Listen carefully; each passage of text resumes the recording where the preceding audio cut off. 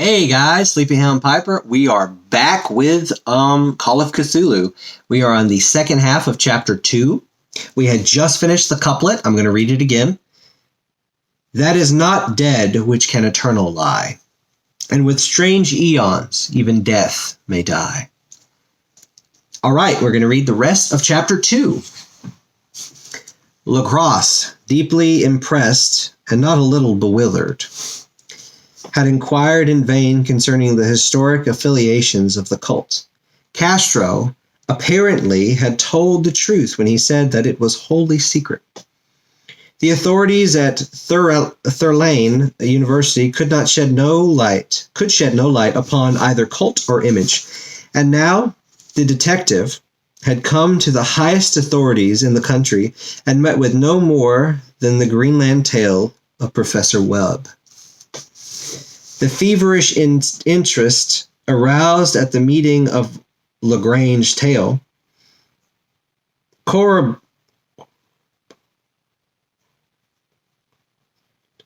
think that's supposed to be collaborated or corroborated, as it was by the statuette, is echoed in the subsequent correspondence of those who attended.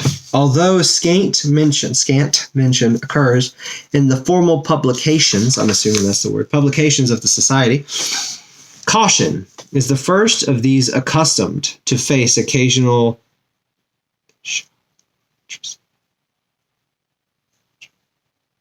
charlatanry, which I mean charlatanism, I think, and impostor.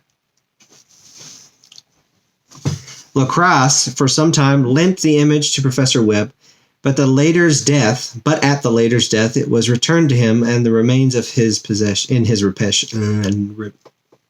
remains in his possession, where I viewed it not long ago. It is truly a terrible thing, and unmistakably akin to the dream sculpture of young Wilcox. Drink some more water, guys. Sound effect. All right.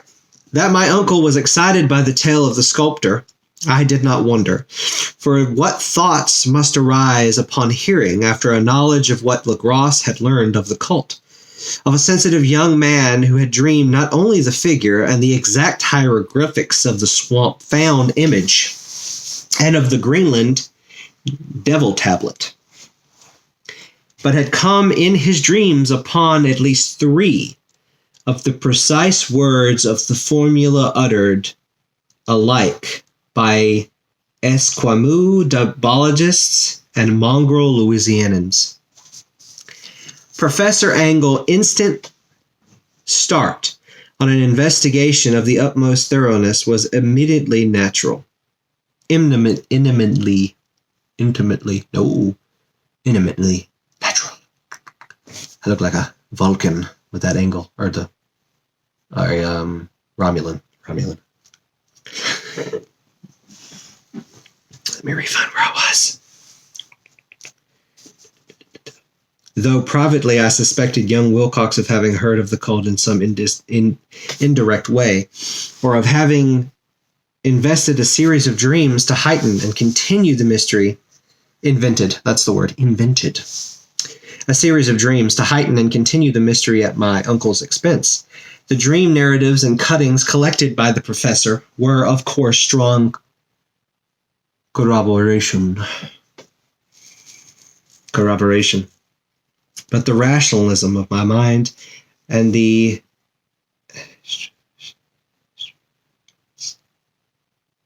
extravagance of the whole subject led me to adopt what I thought the most sensible conclusions. So after thoroughly studying the manuscript again and correlating the theologic and anthropological notes with the cult narrative of Lagresse, I made a trip to Providence to see the sculptor and give him the rebuke I thought proper for so boldly imposing upon a learned and aged man. Wilcox still lived alone in the Fleur de Louis building on Thomas Street. Give me 1 second.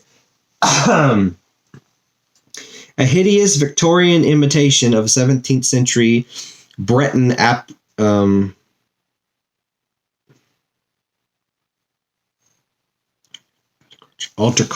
can't. The word is agriculture. Not agriculture. Architecture. The word's architecture, but my brain was like, boom! Try to blow out. It's because I get beat to death with these big words. Which flaunts in, and here's the word, it's stuccoed, front,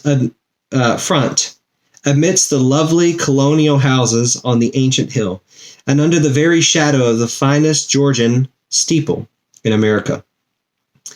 I found him at work in his rooms, and at once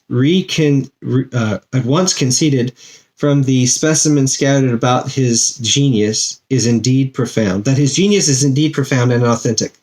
He will, I believe, sometime be heard from as one of the great descendants, for he had crystallized in clay, and will one day mirror in marble those nightmares and fantasies which Arthur Machen invokes in prose, and Clark Ashton Smith makes visible in verse and in painting.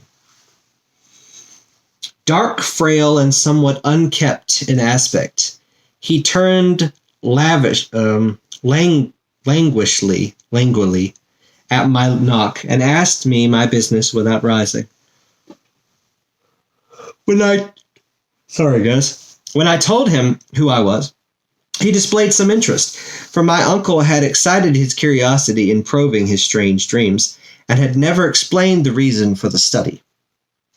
I did not enlarge his knowledge in the regard, but sought with some subtlety to draw him out. In a short time, I became convinced of his absolute sincerity, for he spoke of the dreams in a manner none could mistake. They and their subconscious residuum had influenced his art profoundly, and he skewed me. He likes using that word, skewed. Me, a morbid statue which contours almost made me shake with the potency of its black suggestion. He could not recall having seen the original of this thing, except in his own dreams, in his own dream bas-relief, and the outlines had formed themselves insensibly under his hands. It was no doubt the giant shape he had raved of in delirium. That he really knew, something's going on with that candle, nothing of the hidden cult, save from what my uncle relentlessly catechisms had let fall. He soon made clear, and yet again I strove to think of some way in which he could possibly have received the weird impressions.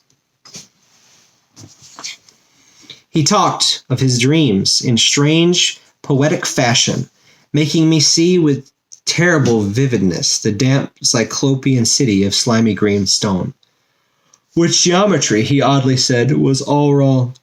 And hearing the frightful expectancy, the ceaseless half-mental calling from underground, Cthulhu Flatagan. These words had formed part of the dread ritual which told of the dead Cthulhu's night vigil in his stone vault at Relay. As you notice, the candle has went slowly down, so I have to squint hard now to see what the fuck I'm reading. I need to switch this candle out because I've got probably not a lot of time left. Anyway.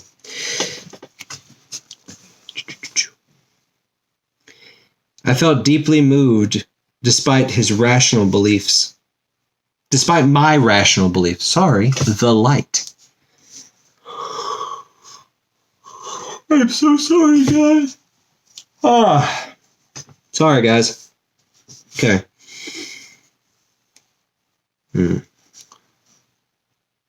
All right, give me 1 second. Give me one. Just give me one.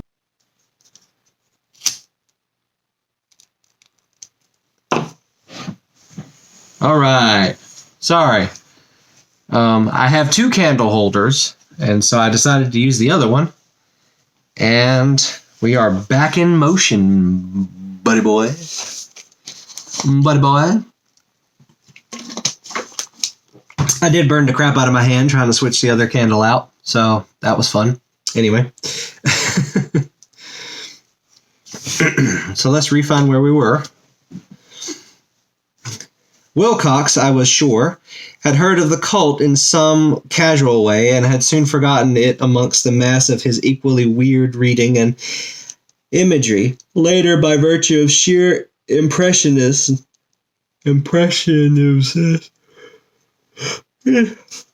sorry, it had found subconscious expression in dreams, in the bas-relief, and in the terrible statue I now beheld. So that his imposture upon my uncle had been a very innocent one. The youth was of a type at once slightly affected and slightly ill-mannered, which I could never like, but I was willing enough now to accept both his genius and his honesty. I took leave of him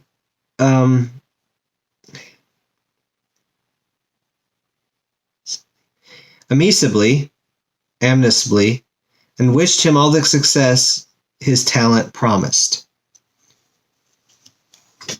The matter of the cult still remained to fascinate me, and at times I had visions of personal fame with researches upon its origins and connections. I visited New Orleans, talked with Lagrange and others of that old-time raiding party, and saw the frightful image and even questioned such of the mongrel prisoners as still survived. Old Castro, unfortunately, had been dead for some years. What I now heard so graphically at first hand, though it was really no more than a detailed confirmation of what my uncle had written, excited me afresh, for I felt sure that I was on the track of a very real, very secret, very ancient religion, which discovery would make me an anthropologist of note. My attitude was still one of absolute materialism, as I wish it still were, and I discounted with almost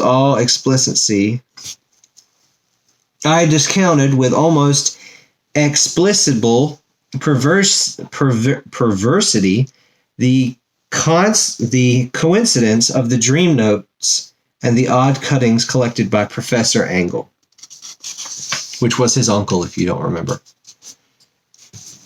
Or great uncle, I think. Possibly not. I don't remember myself. One thing I began to suspect, and of which I now fear I know, is that my uncle's death was far from natural. He fell on a narrow hill street leading up from an ancient waterfront stream swarming with foreign mongrels. After a careless push from a Negro sailor, I did not forget the mixed blood and marine pursuits of the cult members in Louisiana, and would not be surprised to learn of the secret methods and poison needles as ruthless and anciently known as the cryptic rites and beliefs. Lagrange and his men, it is true, had been left alone, but in Norway a certain seaman who saw things is dead. Might not the deeper inquiries of my uncle after encountering the sculptor's data, had come to sinister ears? I think Professor Engel died before he knew too much, or because he was likely to learn too much. Whether I shall go, as he did, remains to be seen, for I have learned much now. And that is the end of Chapter 2. that is the end of chapter 2. We still have